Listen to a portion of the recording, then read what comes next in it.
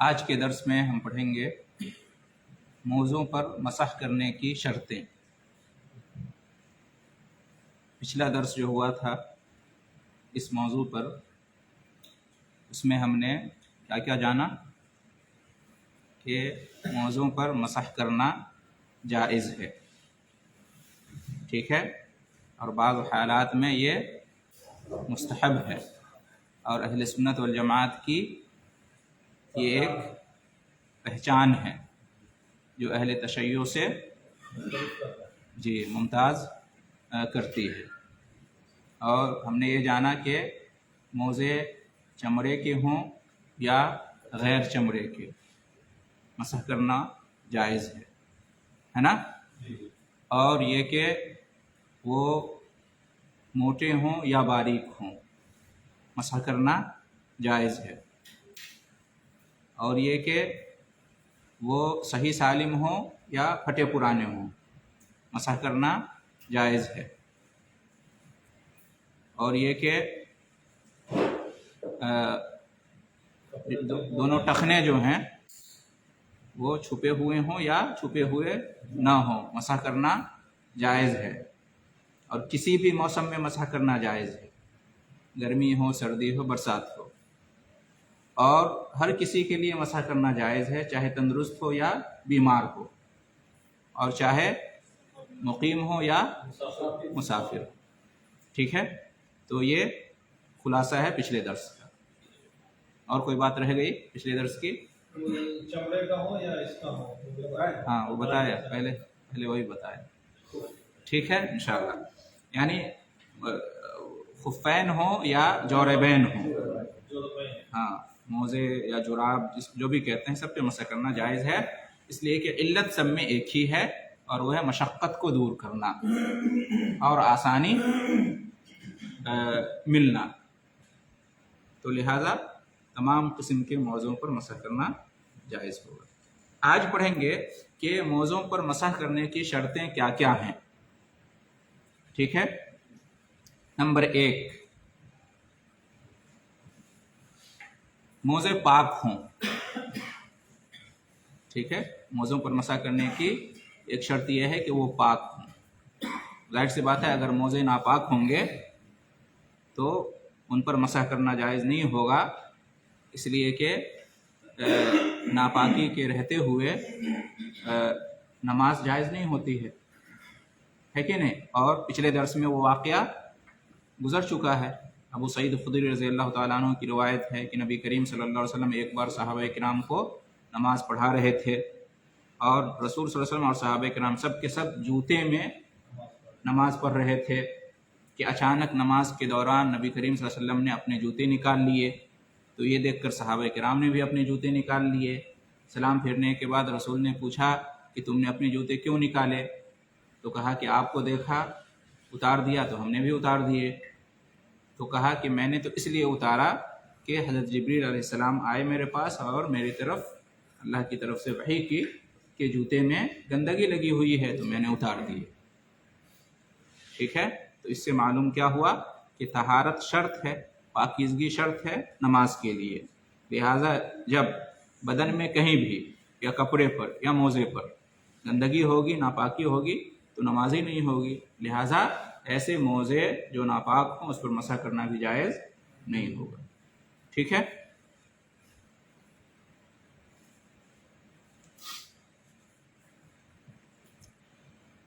اسی طریقے سے مسح کرنے کی دوسری شرط یہ ہے کہ مسح کرنے والا دونوں موزوں کو طہارت کی حالت میں، پاکی کی حالت میں پہنا ہو،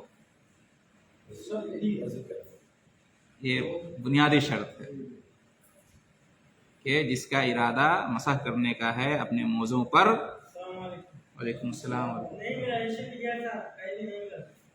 صبر کر لیتے ہیں انشاءاللہ، جزاکم اللہ خیر، ٹھیک ہے۔ تو جس کا ارادہ موزوں پر مسح کرنے کا ہو، اس کی شرط یہ ہے کہ اس نے جس وقت وہ دونوں موزے پہنے تھے جن پر مسح کرنے کا ارادہ ہے، تو اس وقت وہ پاکی کی حالت میں رہا ہو، طہارت کی حالت میں رہا ہو، وضو کی حالت میں رہا، ٹھیک ہے جی ہاں، طہارت کے بعد وضو کے بعد اس نے موزے پہنے ہوں، اگر جس وقت اس نے موزے پہنے تھے وہ طہارت کی حالت میں نہیں تھا، وضو کی حالت میں، پاکی کی حالت میں، تو اس پر مسح کرنا اس کے لیے جائز نہیں ہوگا، ٹھیک ہے۔ دلیل اس کی کیا ہے؟ مغیرہ بن شعبہ کی حدیث گزری جس میں وہ بیان کرتے ہیں کہ آپ صلی اللہ علیہ وسلم نے جب وضو کیا تو میں جھکا آپ کے موزے اتارنے کے لیے، تو آپ نے کیا فرمایا؟ دعہما فإنی ادخلتہما طاہرتین، چھوڑ دو، مت اتارو، اس لیے کہ میں نے یہ دونوں موزے طہارت کی حالت میں پہنے تھے، ٹھیک ہے۔ تو یہاں پہ طہارت کی بات آپ صلی اللہ علیہ وسلم نے کی، موزہ پہنتے وقت آپ صلی اللہ علیہ وسلم طہارت کی حالت میں تھے، تو اس سے یہ بات معلوم ہوئی کہ موزوں پر مسح کرنے کی ایک شرط یہ ہے کہ مسح کرنے والا موزوں کو طہارت کی حالت میں پہنے ہوا ہو، اگر ایسی حالت میں اس نے نہیں پہنا ہے بلکہ ناپاکی کی حالت میں پہنا تھا یا بے وضو کی حالت میں پہنا تھا تو اس پر مسح کرنا اس کے لیے جائز نہیں ہوگا، ٹھیک ہے۔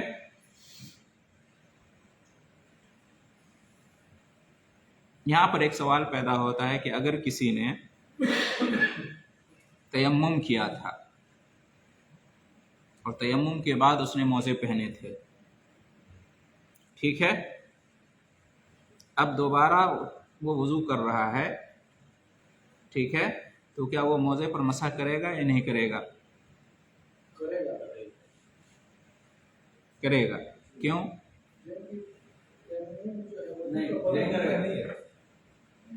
نہیں کرے گا، کیوں؟ ان کو پہلے مکمل ہونے دیجیے، کیونکہ تیمم وضو کا بدل ہے، آپ نہیں کریں گے، کیوں؟ اگر کسی نے، ابھی آپ نے سنا کہ موزے پر مسح کرنے کی شرط یہ ہے کہ جس وقت موزے اس نے پہنا تھا وہ طہارت کی حالت میں، پاکی کی حالت میں، ٹھیک ہے، تو یہاں پر اگر اس نے وضو کیا تھا اور اس کے بعد پہنا تھا تب تو بات سمجھ میں آ رہی ہے، مکمل واضح ہے، لیکن جس وقت اس نے موزے پہنے تھے تو اس وقت اس نے وضو نہیں کیا تھا بلکہ تیمم کیا تھا مان لیجئے، اب دوبارہ جب وضو کر رہا ہے پانی مل جانے کے بعد، تو ہاں پانی مل جانے کے بعد، مطلب پانی مل جانے کے بعد یا دوسری نماز کا وقت آیا، جیسے ظہر کی نماز اس نے تیمم کر کے پڑھ لی، تیمم کیا، موزے پہنے اس نے اور ظہر کی نماز پڑھ لی، اب عصر کا وقت آیا، ٹھیک ہے، اب وہ وضو کر رہا ہے اور موزے پہنے ہوا ہے پہلے سے، تو کیا وہ مسح کرے گا یا نہیں کرے گا موزے پر؟ نہیں کرے گا، کیونکہ پانی اب مل گیا ہے، تو اس کو کیونکہ تیمم کے بعد پانی نہ ملنے کی صورت میں تیمم کیا، جی، پھر پانی مل جانے کی صورت میں جی وضو کر رہا ہے، جی تو اب اس کو پیر بھی دھونا پڑے گا، جی کیونکہ پانی مل چکا ہے۔ جی، اور دو بات ہوئی، تیسری کوئی بات؟ جی زیادہ واضح لگ رہی ہے، یہ زیادہ واضح لگ رہی، ان کی بات درست ہے اور صحیح ہے۔ ایک تو یہ وجہ ہے کہ جب پانی مل گیا، وضو کر رہا ہے، تو تیمم اس کا تو ٹوٹ گیا نا،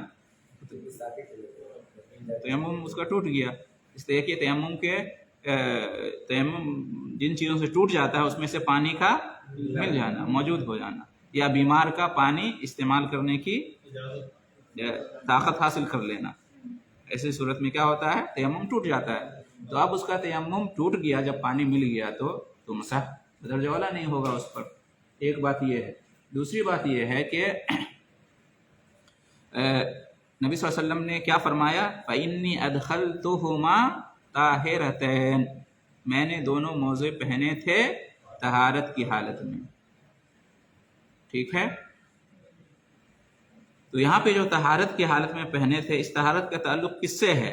دونوں پاؤں سے، دونوں پاؤں کے دھونے سے، تثنیہ کا لفظ آیا فَإِنِّي أَدْخَلْتُهُمَا طَاهِرَتَيْن، ایسی طہارت سے ہے جو پانی سے حاصل کی گئی ہے، ایسی طہارت سے ہے جو پانی سے حاصل کی گئی ہے، اور تیمم میں پاؤں کا کوئی معاملہ ہوتا ہی نہیں ہے، پاؤں دھونے کا معاملہ وضو میں ہوتا ہے، ٹھیک ہے، تو اس لیے زیادہ وضاحت کے ساتھ ہم یوں کہہ سکتے ہیں کہ موزوں پر مسح کرنے کی ایک شرط یہ ہے کہ مسح کرنے والا جس وقت موزے اس نے پہنے تھے وہ کس حالت میں؟ طہارت کی حالت میں. کون سی طہارت؟ پانی سے حاصل کی جانے والی طہارت، وضو یا غسل، وضو یا غسل. دو شرط ہو گئی. کون سی دو شرط ہے حضرت بھائی جو ہم نے پڑھی؟ موضوع پر مسح کرنے کی دو شرط ہم نے پڑھی. کوئی ایک شرط بتائیے. طہارت کی حالت میں موزے پہنے ہو. بہت اچھا. آپ بتائیے.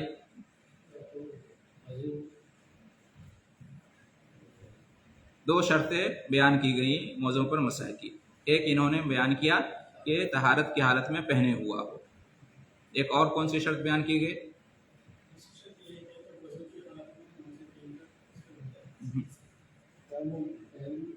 جی امام الدین بھائی.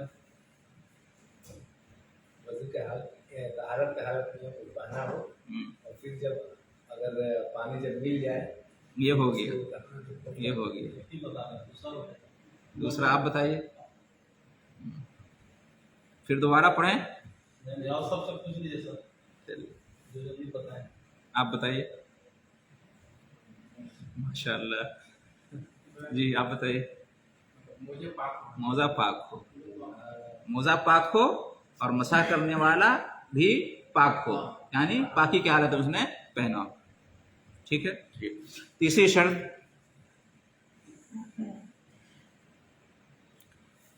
موزے پر مسح جو ہے صرف حدث اصغر میں جائز ہے.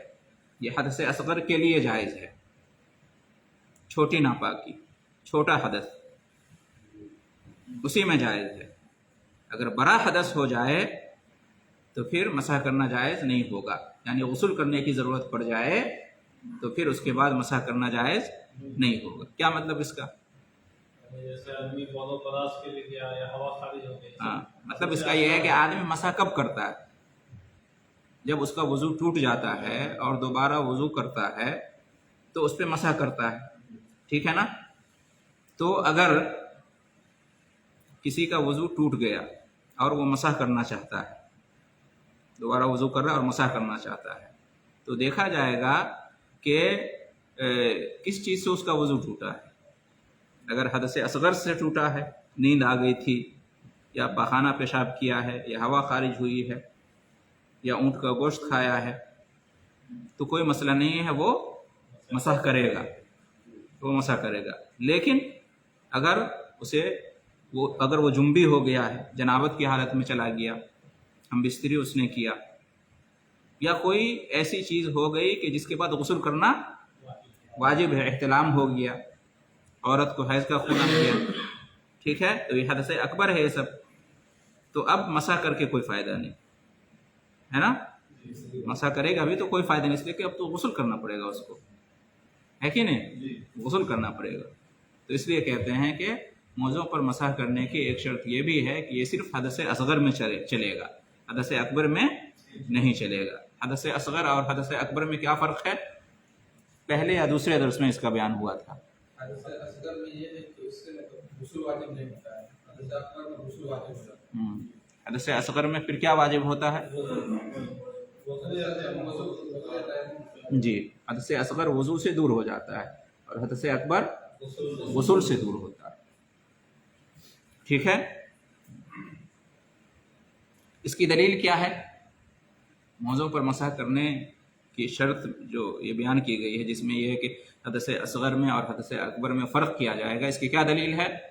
اس کی دلیل ہے صفوان رضی اللہ تعالیٰ عنہ کی روایت. صفوان رضی اللہ تعالیٰ عنہ کی روایت ہے، کہتے ہیں کہ امرنا رسول اللہ صلی اللہ علیہ وسلم اذا كنا سفرا الا ننزع خفافنا 3 ایام ولیالیہن الا من جنابہ ولكن من غائط وبول ونوم. مسند احمد کی روایت ہے کہ اللہ کے رسول صلی اللہ علیہ وسلم نے ہمیں حکم دیا کہ جب ہم سفر کی حالت میں ہوں، جب ہم مسافر ہوں، تو 3 دن اور 3 راتوں تک اپنے موزوں کو نہ اتاریں. کیا مطلب نہ اتاریں؟ یعنی مسح کریں. اتارنے کی ضرورت نہیں ہے، پاؤں دھونے کی ضرورت نہیں ہے، بلکہ مسح کر لیں کہ اللہ کے رسول نے حکم دیا ہے. ٹھیک ہے. 3 دن اور 3 رات جب سفر میں ہوں تو، ٹھیک ہے، الا من جنابہ، سوائے اس کے کہ جنبی ہو جاؤ، جنابت کی حالت میں ہو جاؤ، غسل کرنے کی ضرورت پڑ جائے تو پھر مسح نہیں۔ ولیکن من غائط و بول و نوم، لیکن اگر پخانہ، پیشاب، نیند وغیرہ طاری ہو گئی ہے تو کوئی حرج کی بات نہیں ہے، مسح کر سکتے ہو، ٹھیک ہے۔ تو یہ حدیث فرق کر رہی ہے نا، حدث اصغر میں اور حدث اکبر میں۔ 3 شرط ہو گئی، چوتھی شرط کیا ہے؟ موزہ نہیں اتارا، اگر اس نے ایک بار پہن لیا، پانی بھی نہ ملے، چوتھی اور آخری شرط، پانی بھی نہ ملے، چوتھی اور آخری شرط یہ ہے کہ موضوع پر مسح صرف اسی مدت میں کیا جائے گا جو شریعت نے مقرر کیا، صرف اسی مدت میں، اسی وقت میں جو شریعت کی طرف سے مقرر کیا گیا ہے، اسی وقت میں، اسی مدت میں مسح کر سکتے ہیں۔ اگر وہ وقت، وہ مدت ختم ہو گئی تو اب مسح نہیں کر سکتے۔ اور مسح کی مدت کیا ہے؟ مقیم کے لیے 1 دن اور 1 رات یعنی 24 گھنٹے، اور مسافر کے لیے 3 دن اور 3 راتیں یعنی کتنے گھنٹے؟ 96 گھنٹے، 96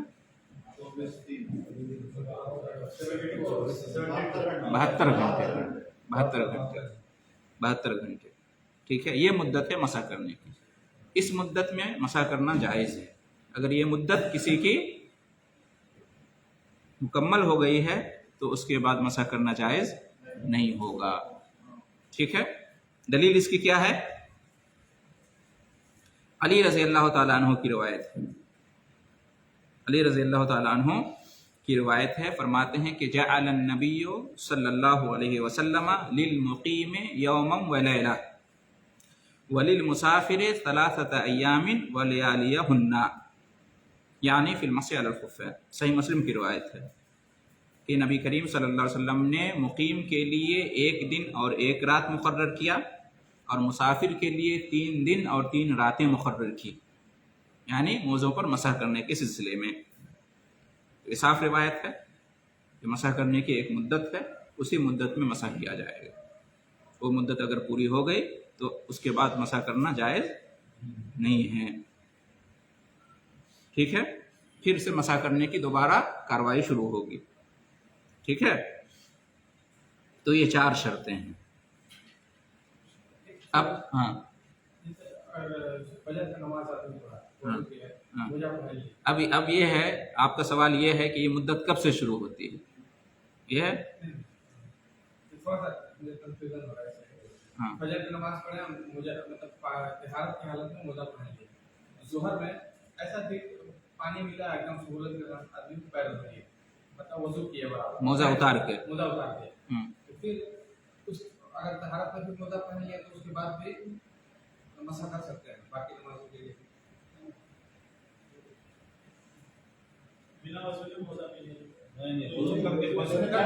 وضو کر کے پہنے نا، طہارت کی حالت یعنی ظہر میں پھر انہوں نے وضو کیا، پھر سے پھر موزہ پہنا، وضو سے ان کا فون ہوگا، جیسا فجر میں پڑھنا ہے ویسے ہی جوہر میں پڑھنا ہے۔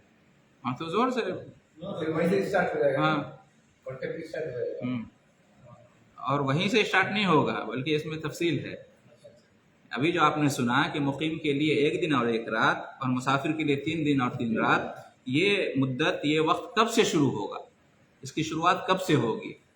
کیا جب موزہ پہنا وضو کرنے کے بعد تب سے یہ مدت شروع ہوگی جی، صرف پہنا ہوتا ہے یا جب اس کا وضو ٹوٹ گیا تب سے یہ مدت شروع ہوگی، یا یہ کہ جب اس کا وضو ٹوٹ گیا اور دوبارہ اس نے وضو کیا اور موزے پر مسح کیا تب سے یہ مدت شروع ہوگی؟ سنیں، غور سے سنیے گا، بہت ہی باریک مسئلہ ہے۔ یا یہ کہ مدت اور وقت بس یہ ہے کہ اگر مقیم ہے تو 5 ٹائم کی جو نماز ہے کرتا رہے گا مسح، اور اگر مسافر ہے تو 15 وقت تک مسح کرنا جائز ہے۔ کچھ لوگ یہ سمجھتے ہیں کہ موزے پر مسح جو ایک مسح سے 5 ٹائم پڑھ سکتے ہیں، اگر مقیم ہے تو، اور مسافر ہیں تو 15 ٹائم کی نماز. تو ایسا نہیں ہے، مدت ہے 24 گھنٹے کی. نمازوں کی تعداد کا اس میں یہ نہیں ہے، ٹھیک ہے، بلکہ مدت ہے، اور وہ ہے 24 گھنٹے کی مقیم کے لیے اور 72 گھنٹے کی مسافر کے لیے. اب یہ مدت شروع کب سے ہوگی؟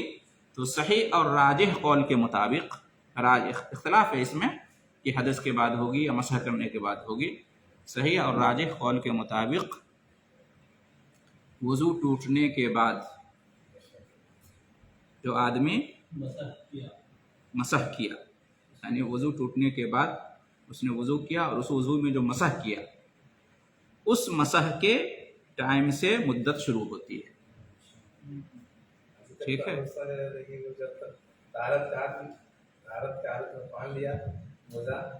اسی وقت سے نہیں. اب اس کو جو ہے مطلب تفصیل سے سنیں. جیسے مثال کے طور پر کسی نے فجر کی نماز کے لیے وضو کیا، غور سے سنیے، فجر کی نماز کے لیے کسی نے وضو کیا اور موزے پہن لیے، وضو کرنے کے بعد موزے پہن لیے اور فجر کی نماز پڑھی، ٹھیک ہے. اب اس کا جو ہے نا ظہر تک کسی بھی وقت میں وضو ٹوٹ گیا، ٹھیک ہے. اب ظہر کی نماز کے لیے اس نے دوبارہ وضو کیا، ٹھیک ہے، اور موزے وہ پہنے ہوا ہے. موزے کب پہنا تھا؟ فجر میں. اب ظہر تک جو ہے کسی وقت اس کا وضو ٹوٹ گیا، اب ظہر کے لیے وضو کر رہا ہے تو موزے پہنے ہوا ہے پہلے سے، تو وہ مسح کرے گا.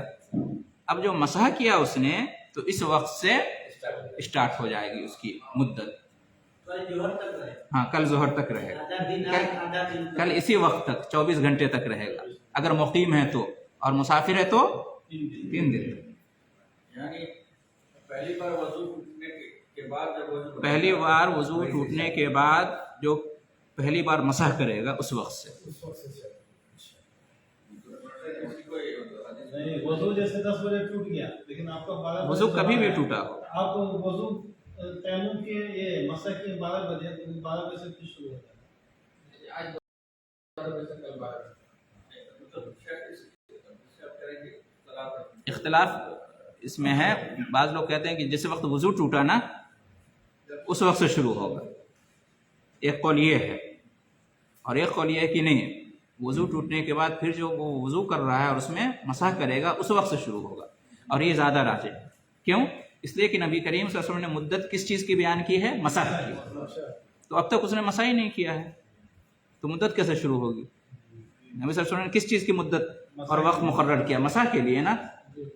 تو ایک بار مسح کرے گا تب بھی اس کی مدت شروع ہوگی، اس سے پہلے کیسے مدت شروع ہوگی؟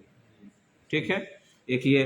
اور دوسری یہ کہ ابو عثمان النہدی کہتے ہیں، ابو عثمان النہدی کہتے ہیں کہ حضرت سعد اور حضرت ابن عمر رضی اللہ عنہما، یہ دونوں صحابی حضرت عمر رضی اللہ تعالیٰ عنہ کے پاس پہنچے. آپس میں اختلاف ہو گیا ان دونوں کو مسح کے بارے میں کہ مدت کب سے کب تک ہے، ٹھیک ہے. سعد کچھ کہہ رہے تھے اور ابن عمر کچھ کہہ رہے تھے. یہ دونوں پہنچے کس کے پاس؟ مسئلہ پوچھنے کے لیے، فیصلہ کرانے کے لیے عمر رضی اللہ تعالیٰ عنہ کے پاس. تو عمر رضی اللہ تعالیٰ عنہ نے فرمایا کہ یمسح علیہما الی مثل ساعتہ من یومہ ولیلتہ، کہ اپنے موزوں پر مسح کرے گا اس وقت تک، دن ہو یا رات، اسی وقت تک مسح کرے گا جس وقت اس نے پہلے دن مسح کیا تھا. جس وقت اس نے پہلے دن یا دن میں یا رات میں جس وقت اس نے مسح کیا تھا اس وقت سے لے کے دوسرے دن اسی وقت تک یا دوسری رات اسی وقت تک مسح کرے گا. ٹھیک ہے. تو اس سے بھی دلیل پکڑتے ہیں. یہ مصنف عبد الرزاق میں اور اسی طریقے سے شرح معانی الاثار طحاوی کی ہے، شیخ البانی نے اس کو صحیح قرار دیا. تو اس سے بھی دلیل پکڑتے ہیں. تو عمر رضی اللہ تعالیٰ نے کیا فرمایا؟ کب تک مسح کرے گا؟ دن ہو یا رات، اس وقت تک مسح کرے گا کہ جس وقت اس نے پہلے دن یا رات میں شروع کیا تھا، مسح کیا تھا. ٹھیک ہے. تو مسئلہ کلیئر ہو گیا. اس کے بعد ہم پڑھیں گے کہ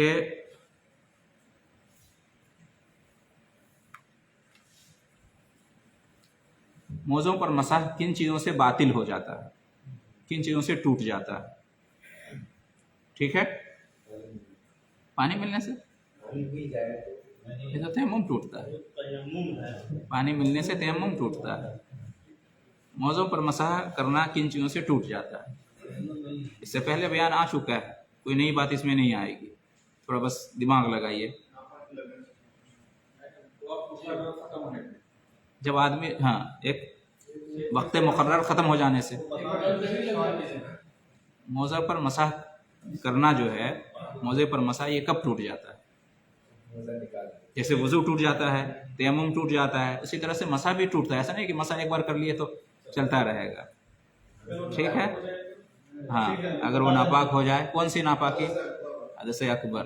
दो चीज़ आई, जब मुद्दत ख़त्म हो जाए, जब हदस अकबर का शिकार हो जाए, और तीन, तीसरा जो है जब वो मोजा को उतार ले, जब मौज़ा उतार दे। तीसरा जब मौज़ा, आप बताएं माशाल्लाह।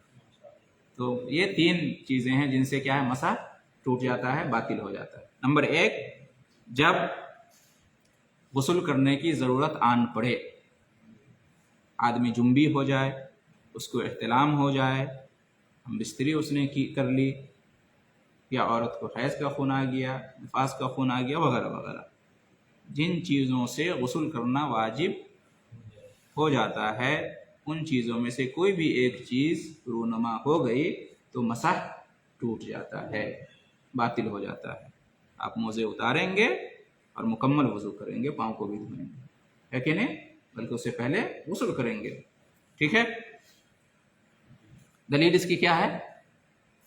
वही सफ़वान रज़ी अल्लाह तआला की हदीस गुजरी ना, जिसमें उन्होंने बयान किया कि रसूल सल्लल्लाहु अलैहि वसल्लम ने हमें हुक्म दिया कि अपने मोज़ों को जब सफ़र में हो तो 3 दिन और 3 रात तक ना उतारें, सिवाय इसके के जुम्बी हो जाए। ये दलील है। नंबर 2, जिन चीज़ों से मसाह टूट जाता है, जैसा कि कहा कि वक्त मुकर्रर, मुद्दत मुकर्ररा जो है मसाह करने की, जब वो मुकम्मल हो जाए, जब वो गुज़र जाए तो मसाह बातिल हो जाता है। ठीक है, और मुद्दत क्या है?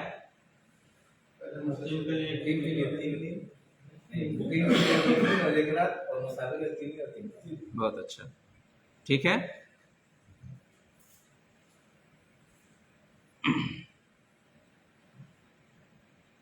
इसकी दलील क्या है?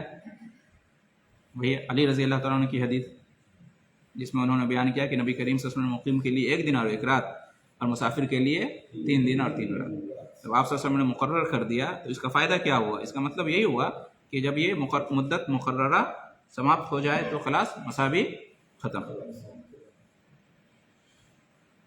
अच्छा, ये बताइए कि, अच्छा, तीसरी शर्त पहले जान लेते हैं, मोज़ा को उतार देना।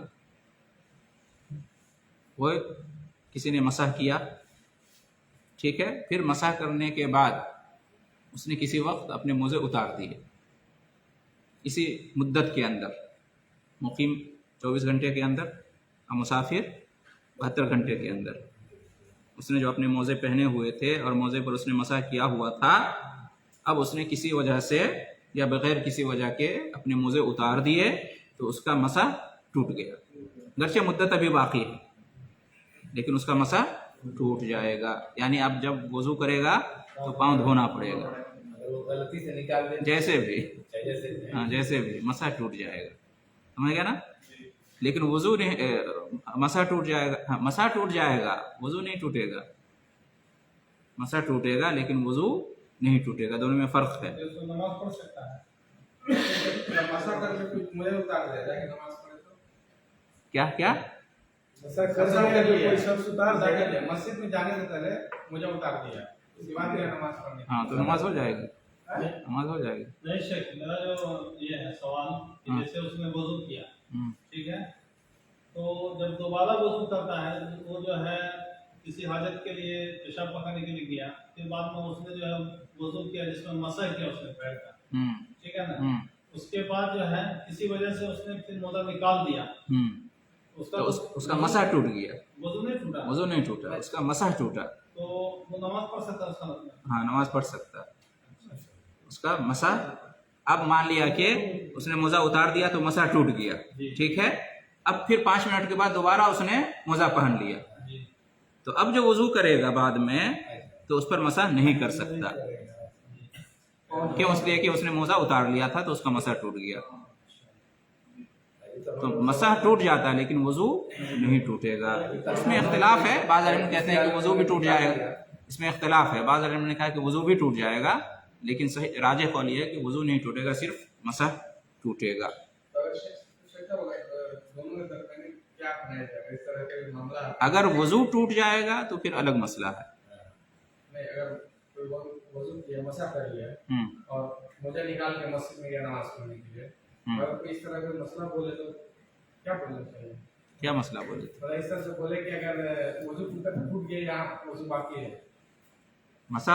موزہ اتارنے سے مسح ٹوٹتا ہے، وضو نہیں ٹوٹتا ہے، یہ قاعدہ یاد رکھیے. بولے تو پاگل نماز پڑھ گئے، مسا ٹوٹ گیا، وضو ہے، ہاں وضو ہے، آدمی نماز پڑھ لی، ہاں پھر آیا موزہ پہن لیا، اپنا ڈیوٹی پہ چلا گیا، چلا یہی ہوتا ہے. ہاں وہ مسئلہ نہیں ہوگا. ہاں پھر بولنے دیجیے. دوبارہ وقت ہو گیا نماز، ہاں جیسے جوہر میں سے غلطی ہو گئی، جی جی ہاں پھر عصر میں ٹائم ہے، مغرب میں ٹائم، جی پھر ہم اور جاتے ہیں ہاں. مسا کر کے ہو جائے گا پورا وضو کرنا. مسح نہیں کریں گے، پورا وضو کرنا پڑے گا. جی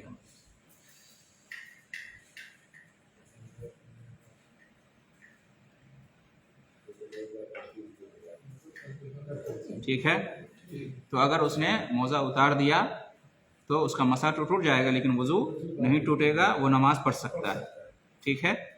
لیکن لیکن لیکن اگر پھر سے وہ موزہ پہن لیتا ہے دوبارہ اور اس کا وضو بھی ٹوٹ گیا ہے تو پھر سے وضو کرنا پڑے گا. پھر سے وضو کرنا پڑے گا. جی ہاں.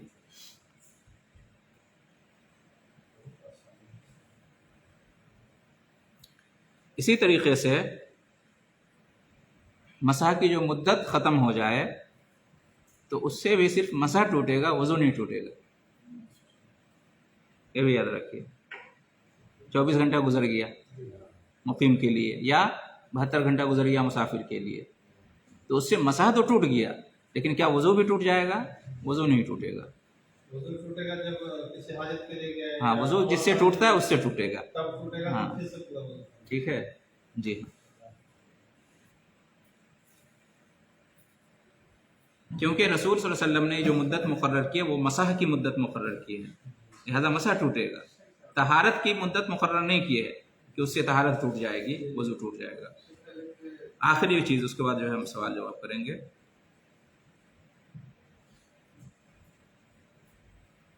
وضو میں جہاں تک پاؤں کو دھوتے ہیں، ہے نا، اگر اس میں سے کوئی حصہ پاؤں کو جتنا دھوتے ہیں، جہاں تک دھوتے ہیں وضو میں، اس کا کوئی حصہ اگر کھل جائے، ظاہر ہو جائے، تو کیا اس سے مسح ٹوٹ جائے گا، باطل ہو جائے گا؟